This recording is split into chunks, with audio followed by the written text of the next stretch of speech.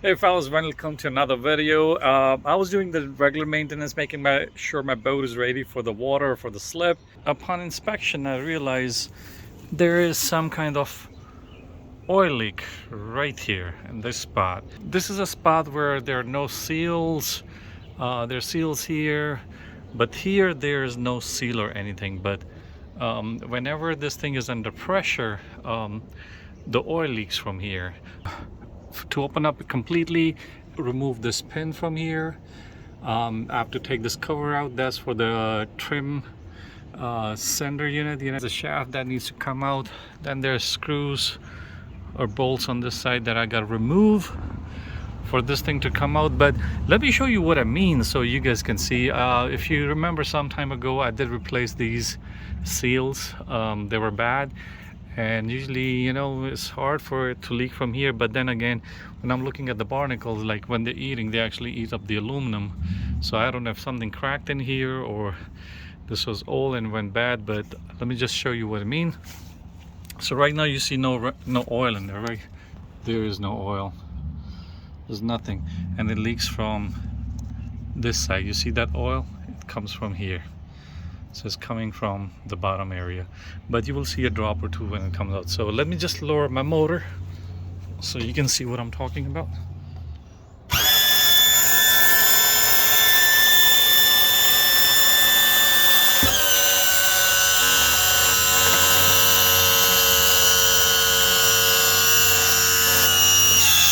Okay, now that the motor is under pressure, you're gonna see there's a leak. See that leak? So I don't know if you guys can see that's a leak, and it's not coming from no seal or anything. So it's coming from the bottom of that housing right here. So I don't know if this thing is cracked or what, but let me bring it up to show it to you now.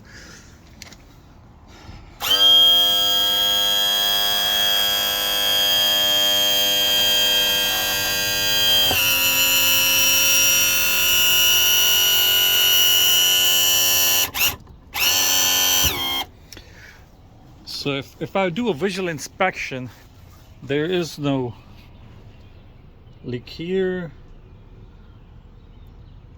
or on the seals right here or on the motor right here. That's just it's been raining, so that's just the rain. So none of that, but it is leaking from here. So the only way to find out is to open up this whole thing and look at it. So like I said, to open I have to remove this pin from here, open up the sender unit, knock that spindle out, and then open up bolts from here and here on both sides and pull it out. But what I did, I bought a second-hand unit off eBay, and I'll just swap everything, because if you see, my motor's getting rusted too. So I got the motor and the whole unit from eBay, fairly cheap. If you get the SEI version of this, is about $1,000, and if you need the original part, it is about $2,200. Just the housing, this housing, you can get it about $250. So first thing first, what you got to do, you got to put this motor on the stand, which you can erect by spinning this. Is on the stand, and now that pin, you can use grip pliers and wiggle, and it should be out. And just grab it and it should come out. See if I can make it clear for you. So wiggle and just take it out. And next thing we're gonna do is to open up the sender unit and knock out that spindle and open up these bolts.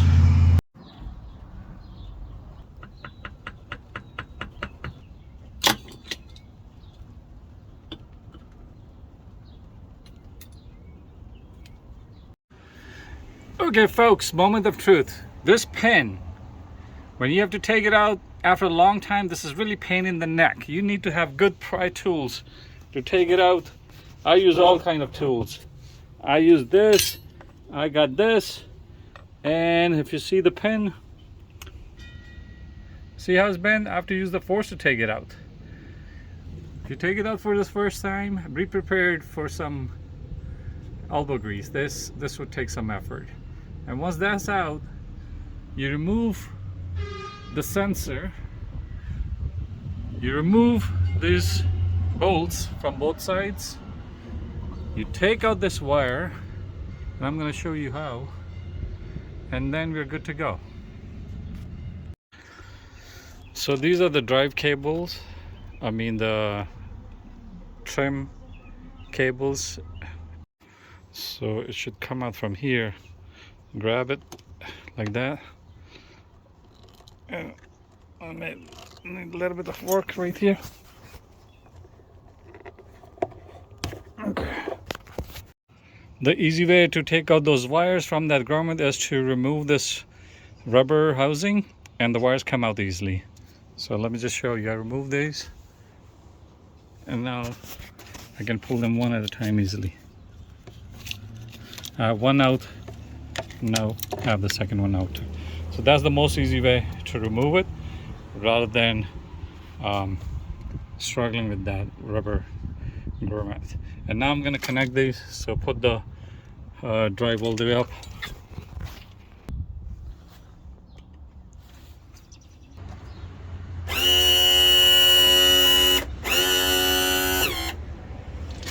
So the drive is up,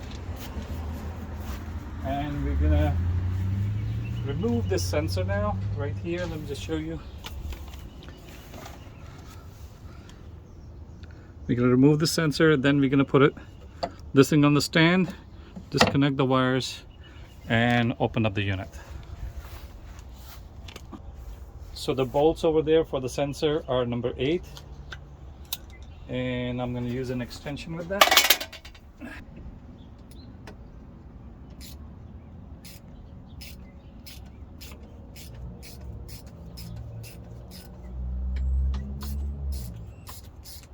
Believe it or not, look at this.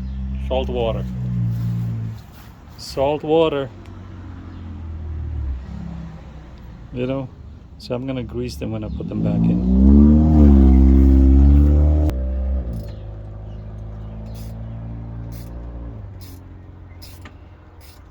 Now we're gonna set it up on the stand, and we'll try to bring the drive down a little bit so it sits on the stand and there's no pressure on the spindle.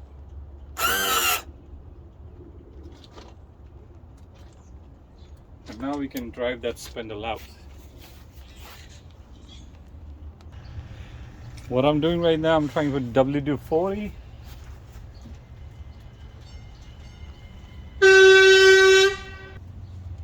Let me give you a close-up how it looked like. This is the sensor, came out of there, and I think it's going to drive on the other side. So I got to hit this side, and I'm going to use a bolt or something thicker rather than a screwdriver to push it out. So what I'm going to use this extension. This is my spare extension, and it's better than a bolt.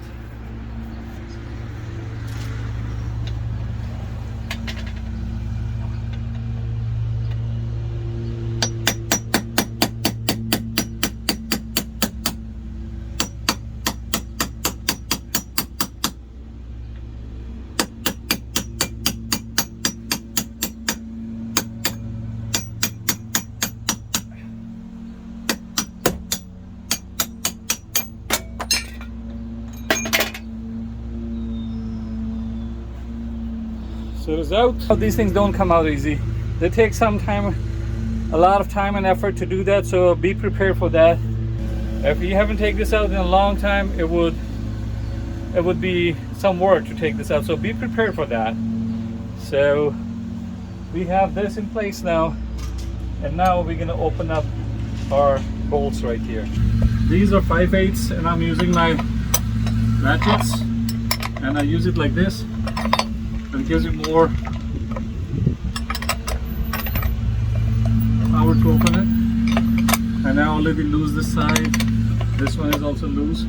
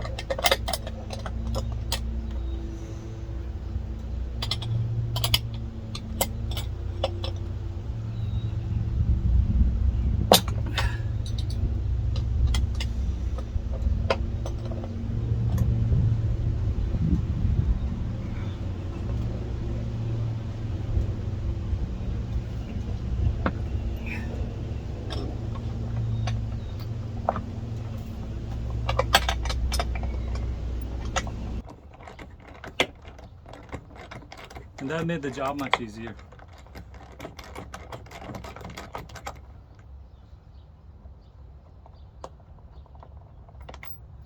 And note to self, when I put this back, I gotta put Loctite on them because they all had Loctite on them.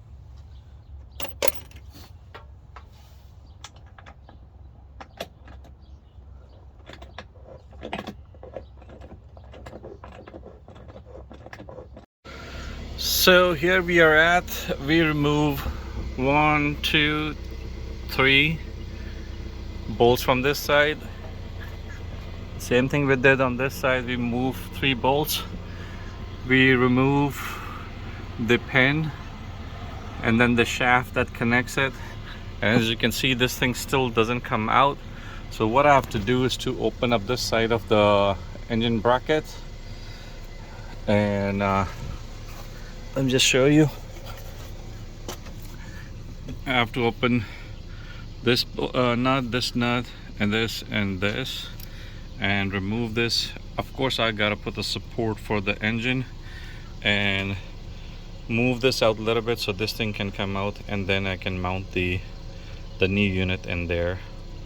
So I realized for 2-stroke motors and the one that have a reservoir and the motor is not easy to take out the tilt pump. And the other models where you have just the motor and the tilt is easier to pull it out. With this model is not possible, so I have to do that. Stay tuned for that video. It's coming up after this one. Thank you for watching this video, subscribing to my channel, and becoming part of this little YouTube family. See you again in the next video. Bye bye.